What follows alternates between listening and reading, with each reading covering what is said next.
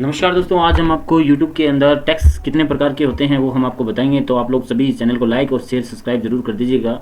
और इससे पहले हम एक मोटिवेशन स्पीच बताते हैं कि काम ऐसा करो कि पहचान बन जाए, काम ऐसा करो कि पहचान बन जाए और हर कदम ऐसा चलो कि निशान बन जाए। वैसे तो यहाँ ज़िंदगी हर लोग काट लेते हैं, लेकिन ज़िंदगी ऐसे जियो कि मिसाल बन जाए। बहुत बहुत धन्यवाद। इसी के साथ में आज हम आपको क्या बताने जा रहे हैं वो देखिएगा कि टैक्स जो होते हैं वो दो प्रकार से होते हैं। एक तो प्रत्यक्ष कर और दूसरा होता है अप्रत्यक्ष कर, मीन्स डायरेक्ट टैक्स और इनडायरेक्ट टैक्स होते हैं, ठीक है ना। तो डायरेक्ट किसे कहते हैं और इनडायरेक्ट किसे कहते हैं, तो देखिए सबसे पहले डायरेक्ट टैक्स किसे कहते हैं। डायरेक्ट टैक्स वो होता है यानी डायरेक्ट टैक्स में शामिल करों को किसी दूसरे व्यक्ति को स्थानांतरित नहीं कर सकते। मतलब हम डायरेक्ट टैक्स जो गवर्नमेंट को पे कर रहे हैं वो दूसरों को ट्रांसफर नहीं कर सकते हैं, ठीक है ना। और आगे देखिएगा, उदाहरण के लिए आयकर एक व्यक्ति द्वारा सीधे सरकार को भुगतान किया जा सकता है और इस मामले में टैक्स का बोझ हर उस व्यक्ति पर स्पष्ट रूप से दिखाई देता है जो कर योग्यता आय में वर्जित करता है और वह इसे दूसरों को ट्रांसफर नहीं कर सकता। मीन्स सबसे बढ़िया जो डायरेक्ट टैक्स का उदाहरण है वो इनकम टैक्स। इनकम टैक्स जो होता है वो डायरेक्ट टैक्स होता है, वो हम किसी दूसरे को ट्रांसफर नहीं कर सकते, ठीक है ना। तो देखिएगा ये एक कंज्यूमर है और ये डायरेक्ट किसने ट्रांसफर कर दिया, गवर्नमेंट को पे कर दिया, ठीक है ना। और इनडायरेक्ट टैक्स क्या होता है कि इनडायरेक्ट टैक्स हम किसी भी मैन्युफैक्चरर को ट्रांसफर करते हैं, मैन्युफैक्चरर फिर गवर्नमेंट को पे करता है। तो ये जो डायरेक्ट टैक्स है वो हम गवर्नमेंट को ट्रांसफर नहीं करके किसी भी मैन्युफैक्चरर को हम ट्रांसफर कर सकते हैं, ठीक है ना। ये आपको याद रखना है कि किसी भी मैन्युफैक्चरर ट्रांसफर करने के लिए इनडायरेक्ट टैक्स का यूज किया जाता है। तो अब देखिएगा डायरेक्ट टैक्स कौन कौन से होते हैं। सबसे पहला जो टॉपिक आता है वो आता है इनकम टैक्स। आयकर विभाग द्वारा परिभाषित टैक्स ब्रैकेट के रूप में अनुसार इसका भुगतान उस व्यक्ति के द्वारा किया जाता है जिस पर यह लगाया जाता है। तो ध्यान दीजिएगा, जो भी आप कमाते हो, आपकी इनकम होती है, उस पर जो टैक्स लगता है उसको हम डायरेक्ट टैक्स कहते हैं, ठीक है ना। ये भी आपको याद रखना। दूसरा क्या होता है, कॉर्पोरेट टैक्स, कंपनी और निगमों के मुनाफे के लिए लगाया गया टैक्स, ये कॉर्पोरेट टैक्स के अंदर आता है। और वेल्थ टैक्स वो होता है जो किसी व्यक्ति की संपत्ति के ऊपर लगाया जाता है, ध्यान रखना।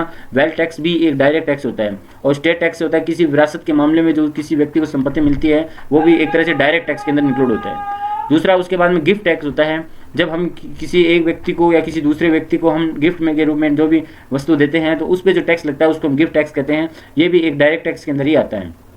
उसके बाद में आता है फ्रिंज बेनिफिट टैक्स। ये उस कर को उस उपभोक्ताओं के द्वारा लगाया जाता है जो कर्मचारी को फ्रिज लाभ प्रदान करने के लिए करता है। मीन्स ये राज्य सरकार के द्वारा एकत्रित किया जाता है, लेकिन आजकल FBT जो टैक्स है वो बंद हो गया है, उसके स्थान पे GST आ गया है। तो देखिएगा कौन कौन सा डायरेक्ट टैक्स होता है। सबसे पहले इनकम टैक्स होता है, कॉर्पोरेट टैक्स होता है, प्रॉपर्टी टैक्स होता है, इनहेरिटेंस टैक्स होता है, गिफ्ट टैक्स होता है और वेल्थ टैक्स होता है। ये सारे जितने भी टैक्स नजर आ रहे हैं ये सारे डायरेक्ट टैक्स में आते हैं।